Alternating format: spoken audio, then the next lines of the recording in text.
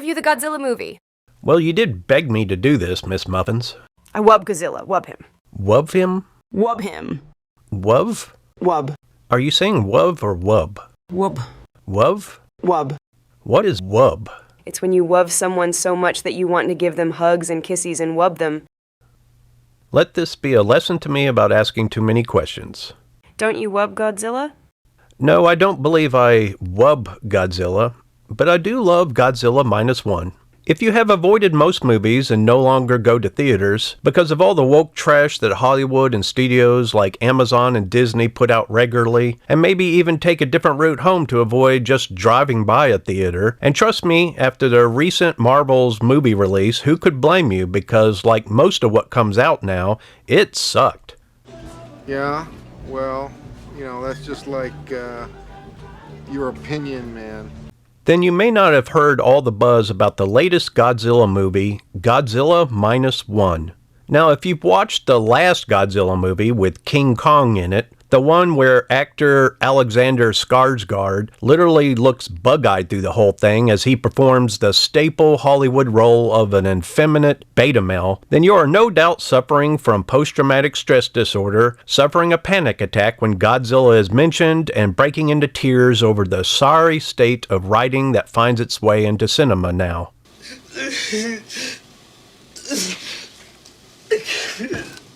But this Godzilla is different.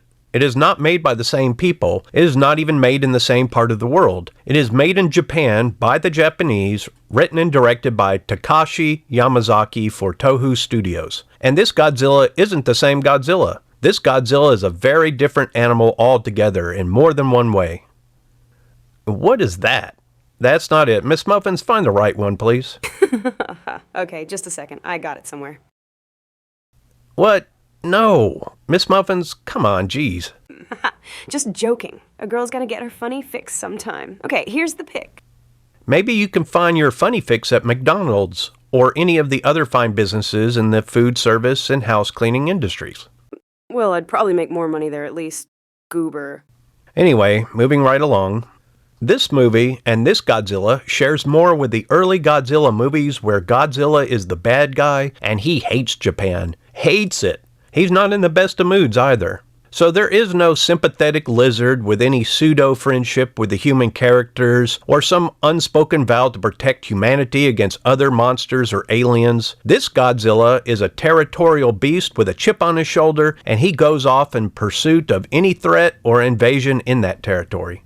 The movie takes place in the aftermath of World War II Japan. The nation is wrecked by the war and the devastating loss it suffered to America. We see the toll this has taken not just on the country in a general way, but also in the eyes and attitude of the people and characters. They've been through hell, but they are determined despite this to make the best of it. And in this new reality, the characters live and find each other.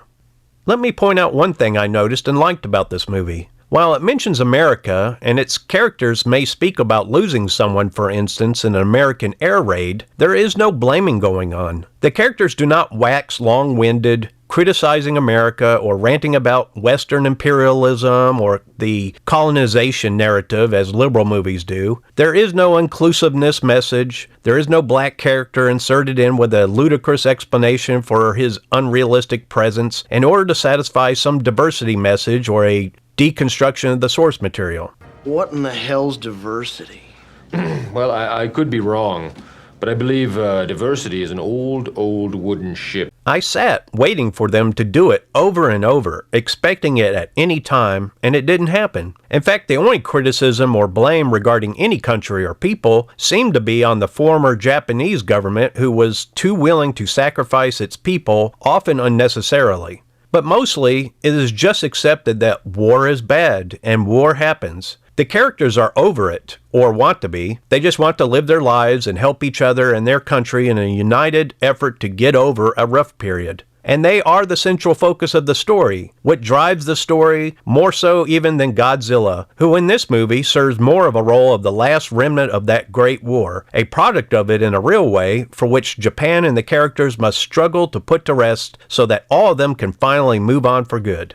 Godzilla in Minus One reminds me in a way of the Doomsday Machine in the original Star Trek series, a wandering spacecraft built for destruction, an ultimate weapon made to fight a war that ended eons before, but which continues to fight the fight when the people who created it are long since gone. And so here in Minus One, the characters must find a way to destroy this ultimate weapon, this ultimate monster, Godzilla, with only the limited means of a mostly demilitarized society, since America and other powers are out of the picture for fear of sparking a war with the Soviet Union and making the new Cold War into a hot war. And they must get creative because of their limited means. This adds a great amount of suspense. They have only themselves to turn to, but come up with idea after idea only to see them fail. Godzilla is unstoppable, leaving the characters and the people in general to get more and more inventive, yet with the bravery and unified spirit of a people who are patriotic and unapologetically one people pursuing the same goals, not spending screen time complaining that some group or other is to blame for their hardship or demonizing white people or anyone else.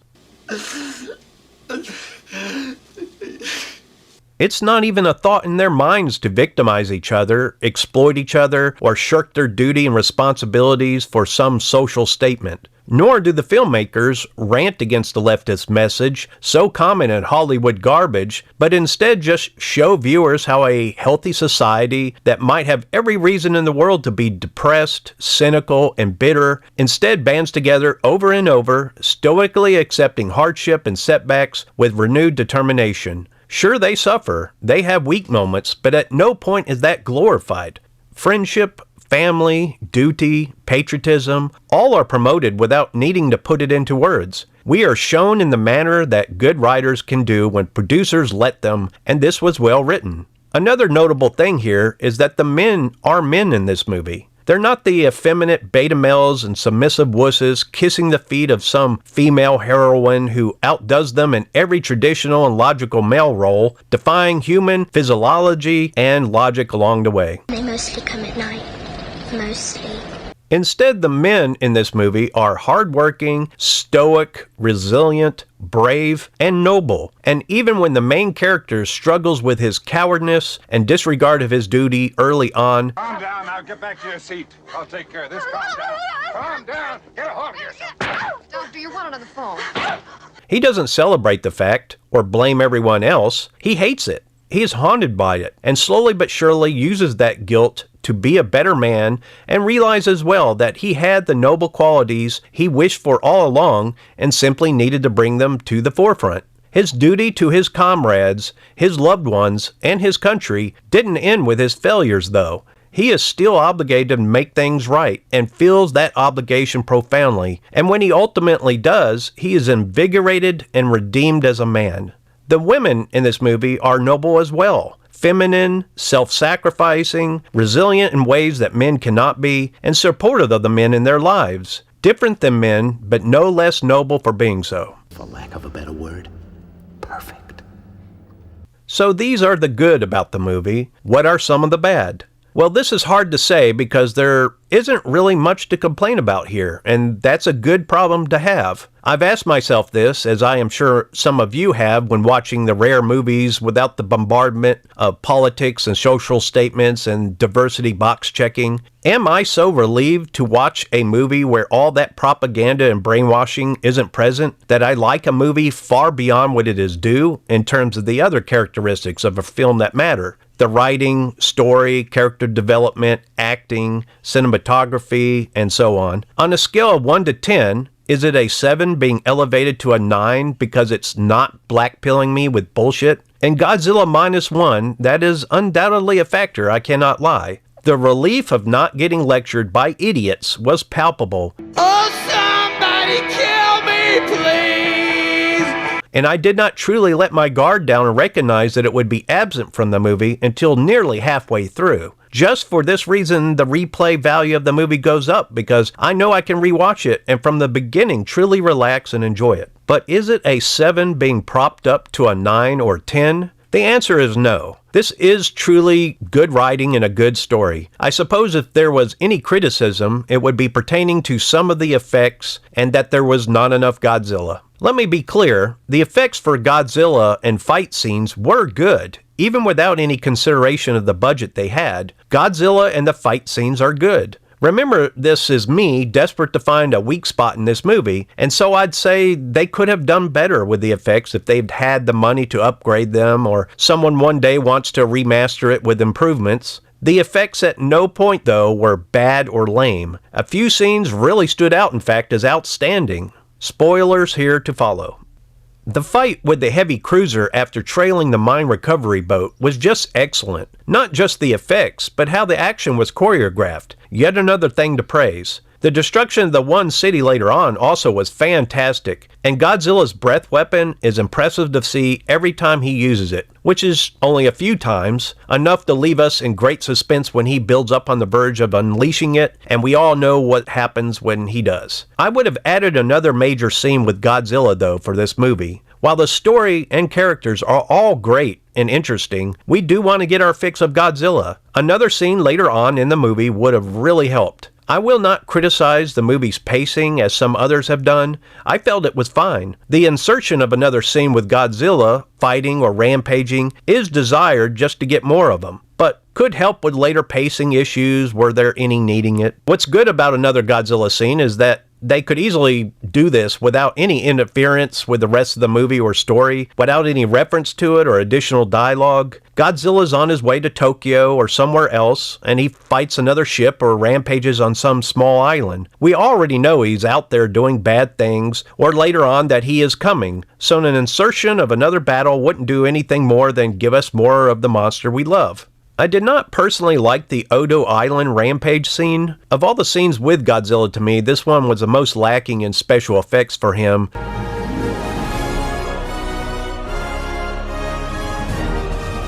And this was early on in the movie, so when you see it, keep in mind it does get much better. The colors and detail of Godzilla here just seem to be washed out in a vague, undetailed brown. Also in this scene, a character, when asked what Godzilla is, mentions that Godzilla is some local legend or phenomenon from the deep ocean. At least that's what they say.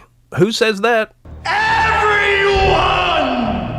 And this was something I think should have been later looked at for the story. A character perhaps goes out to find the origins of Godzilla, find out where he came from, what it is. Perhaps the motivations to seek a weakness for scientific understanding alone.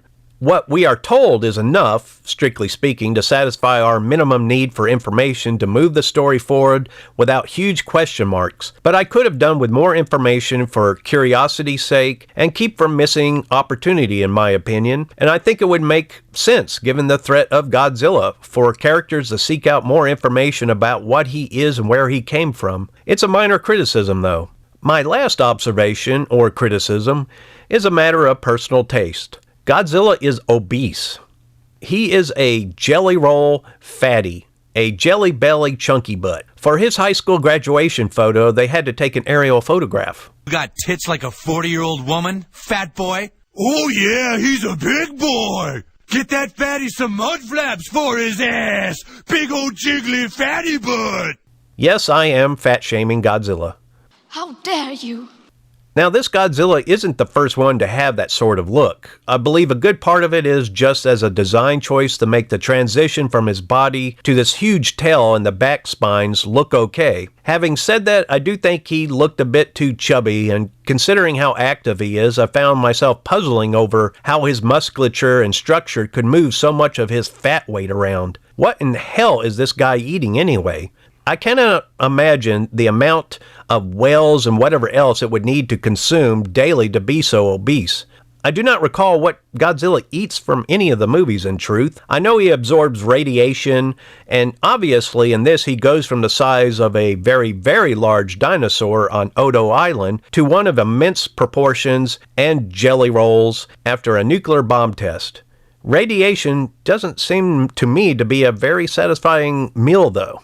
But anyway, Godzilla Minus One to me is a strong 8.5 out of 10. I'd say with the absence of the politics and its promotion of good values, it inflates to a definite 9 or 10. This is the best Godzilla movie I think I have seen. It reminded me of how I felt seeing a Godzilla movie when I was little. I'd run upstairs in our apartment and ask my mother if there was a Godzilla movie on, and she would tell me yes or no. It's a good family movie, with a few tear-jerking moments, heartwarming scenes, well-done suspense and action, and the ending of the movie and its growing success in the box office promises a definite sequel. So these are my thoughts. Tell me yours in the comments, like and share my video with your friends, and please subscribe to my channel so I can keep making more videos in the future. I thank you for it.